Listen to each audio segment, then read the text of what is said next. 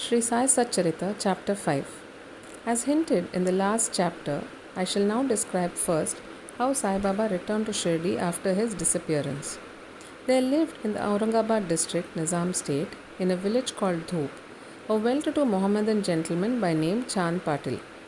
While he was making a trip to Aurangabad, he lost his mare. For 2 long months he made a diligent search but could not get any trace of the lost mare. After being disappointed, he returned from Aurangabad with the saddle on his back.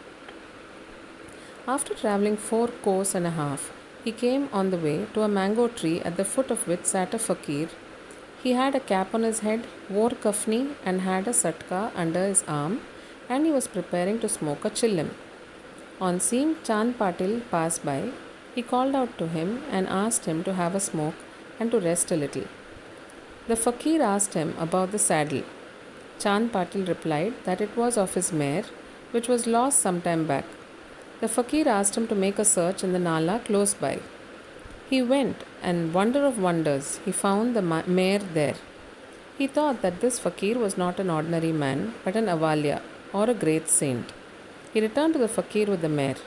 The chillim was ready for being smoked, but 2 things were wanting: fire to light the pipe, and water to wet the chapi, or the piece of cloth through which smoke is drawn up. The fakir took his prong and thrust it forcibly into the ground, and out came a live ember, which he put on the pipe. Then he dashed the satka on the ground, from where water began to ooze. The chapi was wetted with that water, then wrung out and wrapped round the pipe. Thus, everything being complete, the fakir smoked the chillim and then gave it also to Chand Patil. On seeing all this, Chand Patil was wonderstruck. He requested the fakir to come to his home and accept his hospitality. Next day, he went to Patil's house and stayed there for some time.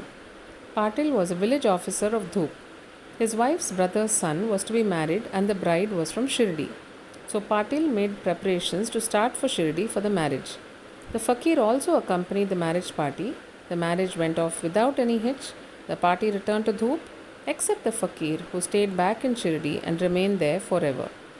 When the marriage party came to Shirdi, it alighted at the foot of a banyan tree in Bhagat Malsapati's field near Khandoba's temple. The carts were loosened in the open courtyard of Khandoba's temple, and the members of the party descended one by one, and the fakir also got down. Bhagat Malsapati saw the young fakir getting down and accosted him. Ya Sai! Welcome, Sai! Others also addressed him as Sai, and therefore he became Sai Baba. Sai Baba began to stay in a deserted masjid. One saint named Devidas had been living in Shirdi for many years before Baba came there.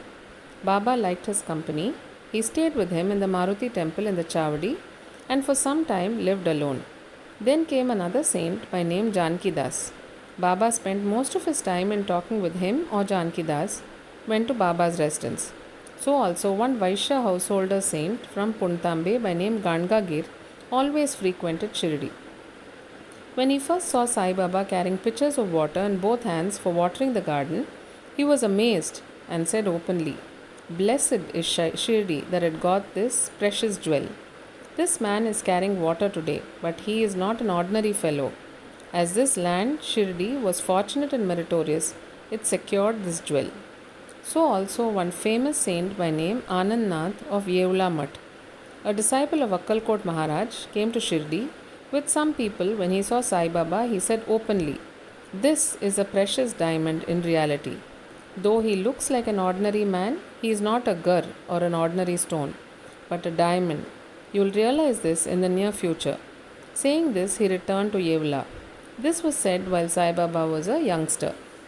In his young days, Sai Baba grew the hair on his head, never had his head shaved. He dressed like an athlete. When he went to Rahata, 3 miles from Shirdi, he brought with him small plants of marigold, zai, and zui, and after cleaning them, he planted and watered them. A devotee by name Vaman Tatya supplied him daily with 2 unbaked earthen pitchers. With these, Baba himself used to water the plants. He drew water from the well and carried the pitchers on his shoulders. In the evening, the pitchers were kept at the foot of the neem tree. As soon as they were placed there, they broke, as they were made of mud and not baked. Next day, Tatya supplied 2 fresh pitchers. This course went on for 3 years, and with Sai Baba's toil and effort, there grew a garden.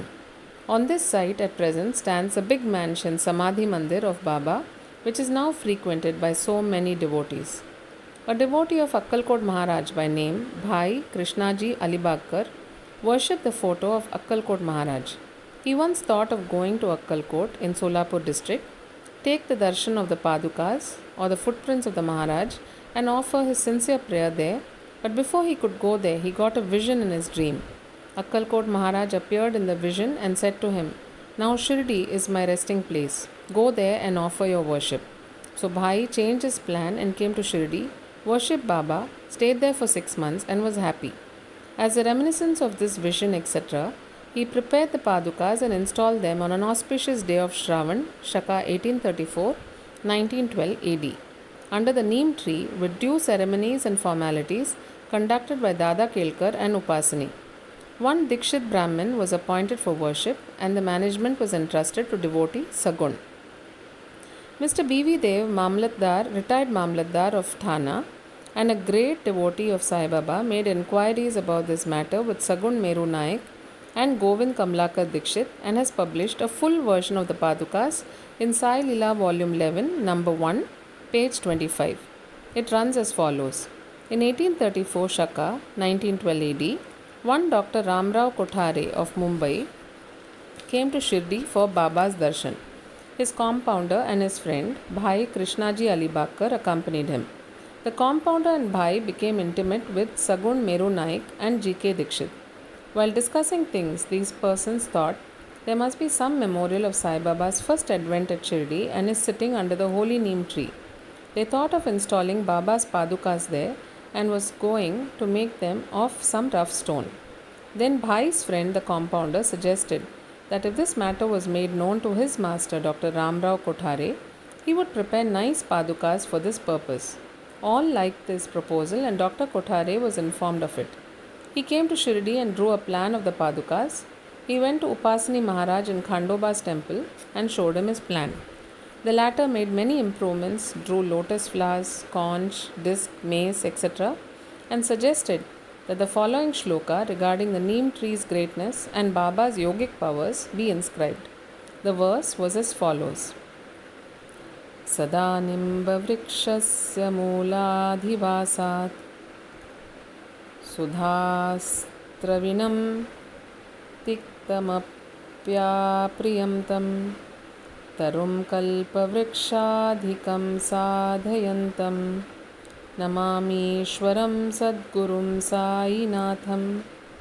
Upasani's suggestions were carried and accepted.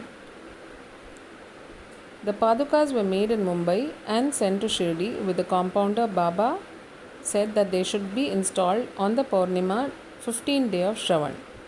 On that day at 11 am, G.K. Dikshit brought them on his head from Khandoba's temple to the Dwarka Mai, the masjid, in a procession. Baba touched the Padukas, saying that these are the feet of the Lord, and asked the people to install them at the foot of the neem tree. A day earlier, one Parsi devotee of Mumbai named Pasta Sheth sent rupees 25 by money order. Baba gave this sum for the installation of the Padukas. The total expense of installation came up to rupees 100, out of which rupees 75 were collected by subscriptions. For the first 5 years, G.K. Dikshit worshipped the Padukas daily, and then this was done by Lakshman Kacheshwar Jakhdi. In the first 5 years, Dr. Kothare sent rupees 2 per month for lighting the lamp, and he also sent the railing round the Padukas. The expense of bringing the railing from the station to Shirdi, presently 7.5 rupees, and roofing was paid by Sagun Meru Naik. Now Jakhdi Nana Pujari does the worship, and Sagun Meru Naik offers the Naivedya and lights the evening lamps. Bhai Krishnaji was originally a devotee of Akkalkot Maharaj. He had come to Shirdi at the time of installation of the Padukas. In Shaka 1834, on his way to Akkalkot, he wanted to go to Akkalkot after taking the darshan of Baba. He asked Baba's permission for this. Baba said, "Oh, what is there in Akkalkot? Why do you go there? The Maharaj of that place is here, myself." Hearing this, Bhai did not go to Akkalkot. He came to Shirdi off and on after the installation of the Padukas. Mr. B.V. Dev concluded that Hemat Pant did not know these details, Had he known them, he would not have failed to depict them in his Satcharita. To return to other stories of Baba, there was a wrestler in Shirdi by name Mohiddin Tamboli. Baba and he did not agree on some points and both had a fight. In this, Baba was defeated. Thenceforth, Baba changed his dress and mode of living. He donned kafni, wore a langot, and covered his head with a piece of cloth. He took a piece of sackcloth for his bed and was content with wearing torn and worn out rags. He always said that poverty is better than kingship, far better than lordship. The Lord is always brother of the poor. Gangagir was also very fond of wrestling. Once, while he was wrestling, a similar feeling of dispassion descended over him, and at the proper time he heard the voice of an adept saying that he should wear out his body playing with God. So he too gave up sansara and turned towards God realization. He established a mutt on the banks of the river near Puntambe and lived there with his disciples. Sai Baba did not mix and speak with the people. He only gave answers when he was questioned. By day he always sat under the neem tree, sometimes in the shade of a babul tree near the stream on the outskirts of the village. In the afternoon he used to walk at random and go at times to Nimgaon. There he frequented the house of Bala Sahib Dengle. Baba loved Mr. Bala Sahib. His younger brother, named Nana Sahib, had no son, though he married a second wife. Bala Sahib sent Nana Sahib for taking darshan of Sai Baba, and after some time, with his grace, Nana Sahib got a son. From that time onwards, people began to come in large numbers to see Sai Baba, and his fame began to spread and reach Ahmednagar. From thence, Nana Sahib Chandorkar and Keshav Chidambar and many others began to come to Shirdi. Baba was surrounded by his devotees during day and slept at night in an old and dilapidated masjid. Baba's paraphernalia at this time consisted of a chillam, tobacco, a tumbrel or a tin pot, long kafni, a piece of cloth round his head, and a satka or a short stick, which he always kept with him. The piece of white cloth on the head was twisted like matted hair and flowed down from the left ear on the back. This was not washed for weeks. He wore no shoes, no sandals. A piece of sackcloth was his seat for most of the day. He wore a kaupin, and for warding off cold, he always sat in front of a dhuni facing south with his left hand resting on the wooden railing. In that dhuni, he offered an oblation of egoism, desires, and always uttered Allah Malik. The masjid in which he sat was only of 2-room dimensions, where all devotees came and saw him. After 1912, there was a change. The old masjid was repaired and a pavement was constructed. Before Baba came to live in this masjid, he lived for a long time in a place called Takya, where with ghungru tied on his ankles, Baba danced beautifully and sang with tender love. Sai Baba was very fond of lights. He used to borrow oil from shopkeepers and keep lamps burning the whole night in the masjid and temple. This went on for some time. The Baniyas who supplied oil gratis once met together and decided not to give him oil. When, as usual, Baba went to ask for oil, they all gave him a distinct no. Unperturbed, Baba returned to the masjid and kept the dry wicks in the lamps. The Baniyas were watching him with curiosity. Baba took the tumbrel, which contained a very few drops of oil, put water into it and drank it, and then forced it out to fall into the container. After consecrating the tin pot in this way, he again took the water from the tin pot and filled all the lamps with it and lighted them. To the surprise and dismay of the watching Baniyas, the lamps began to burn and kept burning the whole night. The Baniyas repented and apologized, and Baba forgave them and asked them to be more truthful in future. 5 years after the above mentioned wrestling bout, one fakir from Ahmednagar by name Jawahar Ali came to Rahata with his disciples and stayed in Bakhal, spacious room near Veerabhadra temple. The fakir was learned, could repeat the whole Quran, and had a sweet tongue. Many religious and devout people of the village came to him and began to respect him. With the help of the people, he started to build an Idgah, a walled enclosure in which Mohammedans pray on Eid day, near the Veerabhadra temple. There was some quarrel about this affair, on account of which Jawahar Ali had to leave Rahata. Then he came to Shirdi and lived in the masjid with Baba. People were captured by his sweet talk, and he began to call Baba his disciple. Baba did not object and consented to be his chela or disciple. Then both Guru and Chela decided to return to Rahata and live there. The Guru never knew his disciple's worth, but the disciple knew the shortcomings of the Guru. Still, he never disrespected him, observing carefully his duties. He even served the master in various ways. They used to come to Shirdi off and on, but their main stay was in Rahata. The loving devotees of Baba and Shirdi did not like that Baba should stay away from them in Rahata, so they went in a deputation to bring Baba back to Shirdi.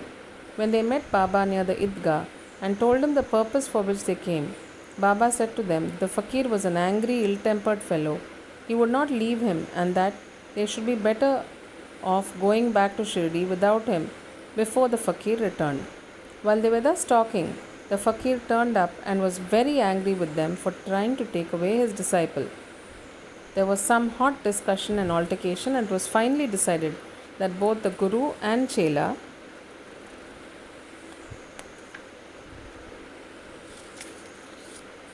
should return to Shirdi. And so they returned and lived in Shirdi. But after a few days, the Guru was tested by Devidas and he was found wanting. 12 years before Baba arrived in Shirdi with the marriage party, this Devidas, aged about 10 or 11 years, came to Shirdi and lived in the Maruti temple. Devidas had fine features and brilliant eyes, and he was dispassion incarnate and a dhyani. Many people, included namely Tatya Kote, Kashinath, and others, regarded him as their guru. They brought Jawahar Ali in his presence, and in the discussion that followed, Jawahar was worsted and fled from Shirdi. He went and stayed in Bijapur and returned after many years to Shirdi and prostrated himself before Sai Baba. The delusion that he was Guru and Sai Baba his Chela was cleared away, and as he repented, Sai Baba treated him with respect. In this case, Sai Baba showed by his conduct how one should get rid of egoism and do the duties of a disciple to attain the highest end, that is self-realization. This story is told here according to the version given by Mhalsapati, a great devotee of Baba. In the next chapter, Ramnavami festival, the masjid, its former condition and later improvement in it, etc. will be described. Bow to Sri Sai. Peace be to all.